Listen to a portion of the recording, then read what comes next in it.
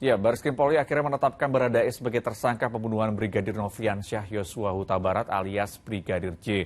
Lalu bagaimanakah tanggapan dari keluarga Brigadir Yosua? Saat ini saudara kami sudah terhubung dengan kuasa hukum keluarga Brigadir Yosua, Mansur Febrian. Selamat pagi Mas Febri. Selamat pagi Mas Jati. Mas Selamat pagi Febri, Liputan 6. ya terima kasih sudah bergabung bersama Baik, kami. Ini kami ingin tahu bagaimana tanggapan tim kuasa hukum terhadap penetapan Baradae sebagai tersangka, Mas. baik Jati, terima kasih.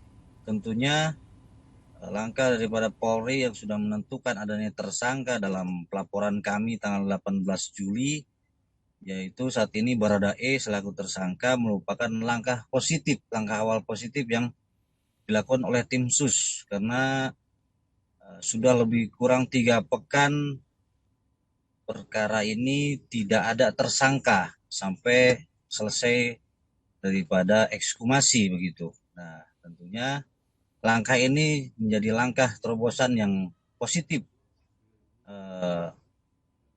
Sudah ada yang meninggal, tentunya harus ada tersangkanya. Terlepas mungkin nanti ada pembelaan secara peradilan, itu akan dilakukan di pengadilan.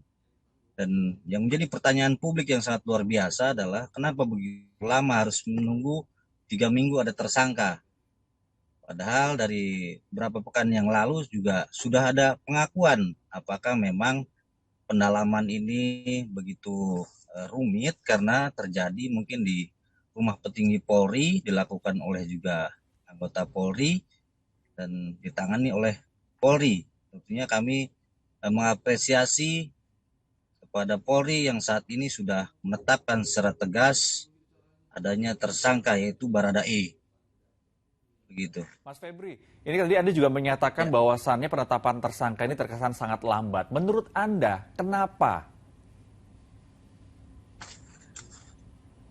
tentunya kenapa kami juga pertanyakan kepada rekan-rekan Polri dari awal, ada apa sebetulnya? Karena apabila terjadi tindak pidana meninggalnya orang, biasanya secara kebiasaan dari pihak Serse ini langsung melakukan olah TKP, mengamankan TKP, melakukan polis lain, kemudian eh, diamankan orang-orang yang ada di lokasi tersebut, diamankan barang-barang bukti supaya tidak ada percobaan penghilangan barang bukti atau obstruction of justice.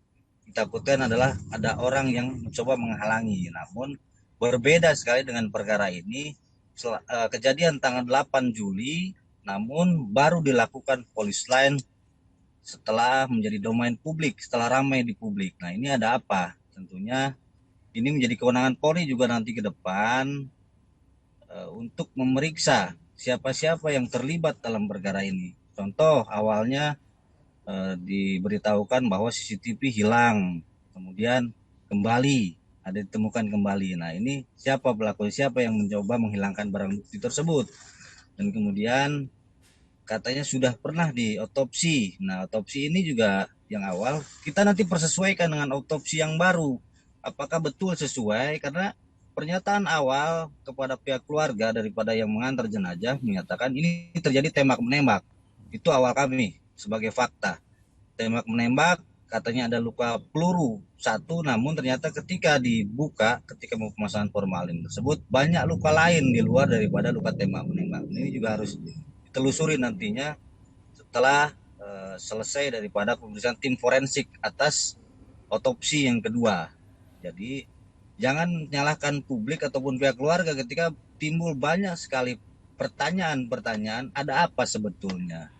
Mas Dan Febri, juga mm, tadi Anda menyatakan bahwa baik, terdapat kejanggalan ini sebuah proses yang tidak lazim dilakukan oleh kepolisian ketika ada korban sampai meninggal dunia. Apakah ini artinya dari kuasa hukum melihat bahwa ini ada upaya menutup-nutupi? tentunya boleh dong kami beranggapan seperti itu karena tidak lazim seperti penanganan tindak pidana pembunuhan lainnya seperti mungkin yang terjadi di masyarakat. Biasanya Serse ini sangat tanggap cepat dalam mengungkap perkara ini.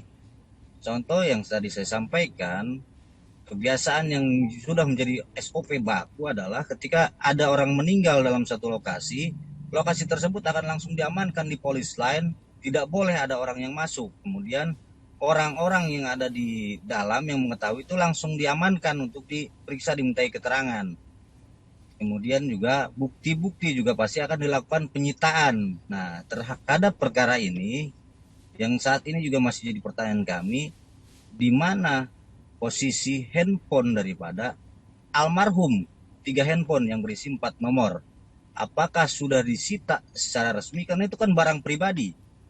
Keluarga sampai hari ini kan tidak mendapatkan hal tersebut. Nah, kalau memang sudah disita, mana bukti penyitaannya? Harus disampaikan. Karena data yang diterima awal oleh daripada pihak keluarga adalah hanya permohonan visum et repertum yang dimohonkan oleh Kapolres Jakarta Selatan. Karena sudah ditemukan mayat sekitar pukul 17. Nah, kemudian ada juga sertifikat kematian. Dalam sertifikat kematian tersebut juga tercantum umur daripada almarhum ini 21 tahun.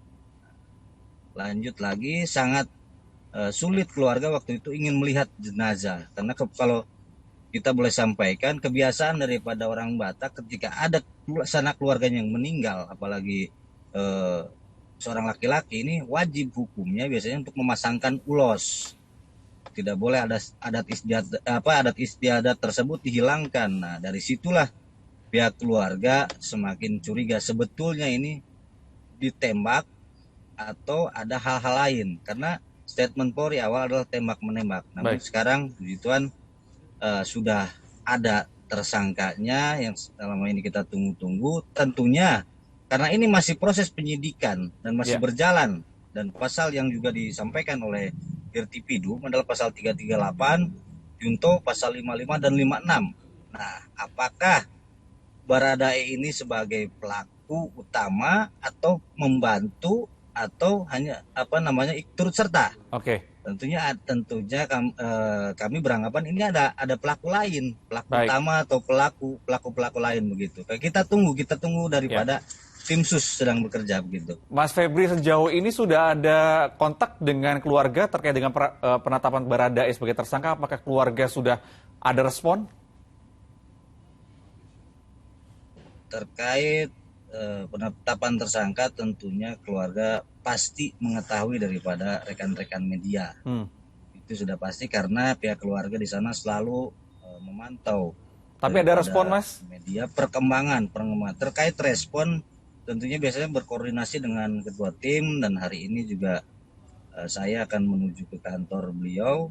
Kita akan diskusi terkait ini. Nanti coba saya tanyakan. Baik, tentunya kita masih menantikan bersama ya seperti apa ujung dari perkembangan kasus ini. Namun sebelumnya kami terima kasih Mas Febri sudah bergabung bersama Liputan 6 Pagi. Kami nantikan informasi terbaru dari Anda dan juga tim penyidik. Terima kasih Mas Febri, tim kuasa hukum dari keluarga Brigadir Yosua.